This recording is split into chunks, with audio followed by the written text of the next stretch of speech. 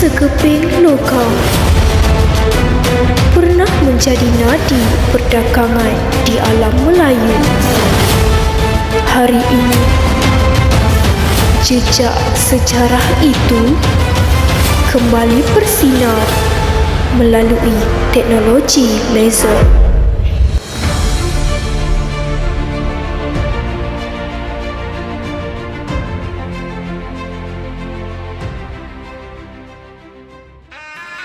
Suatu ketika dahulu, pelabuhan menjadi nadi perdagangan alam Melayu. Para pedagang perlu menghadap Datuk Shah Bandar dan membayar cukai menggunakan wang pohon pitis Terengganu, lambang sistem ekonomi Kesultanan Melayu. Wang inilah yang menjadi saksi kegemilangan perdagangan yang menghubungkan alam Melayu dengan dunia. Assalamualaikum dan salam sejahtera. Saya Nur Afrina Sofia, wartawan SPTV Channel. Sejarah bukan hanya sekadar untuk dibaca dan dilihat, tetapi untuk difahami dan dihayati oleh generasi hari ini.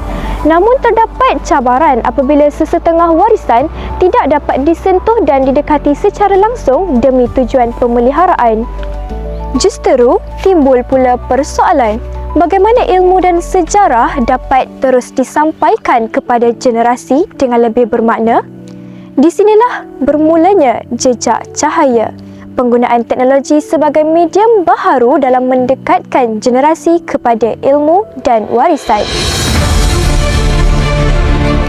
Hari ini saya berada di Muzium Sultan Abu Bakar, Pekan Pahang bagi melihat beberapa artifak unik yang pernah menjadi daripada sebahagian sistem perdagangan suatu ketika dahulu.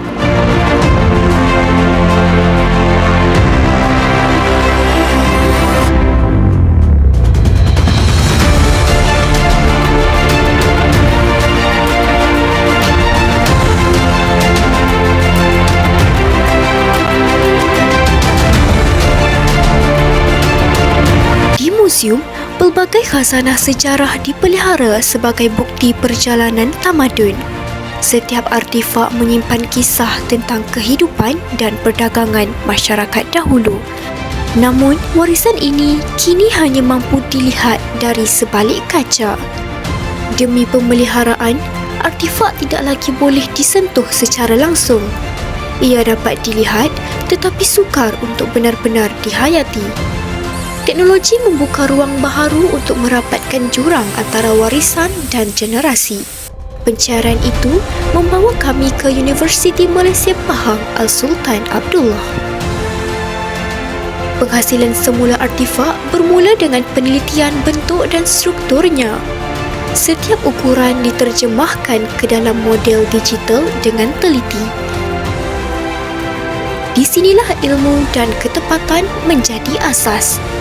Seterusnya, teknologi laser menghasilkan semula reka bentuk digital pada logam. Setiap garisan dibentuk dengan ketepatan yang tinggi. Biasanya kita belajar sejarah adalah melalui pembacaan buku, kita ada gambar, kita rujuk. Tapi dengan ada teknologi laser ni, pohon putih yang Encik Sofia cakap tadi, kita boleh fabricate dia.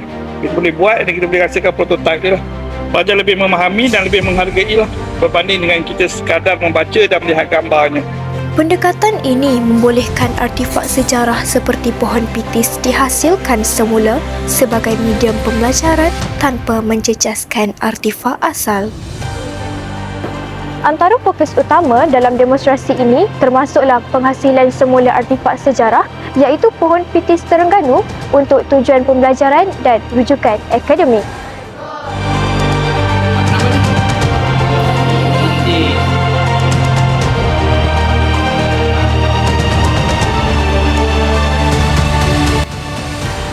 Warisan sejarah bukan sekadar tinggalan masa lalu.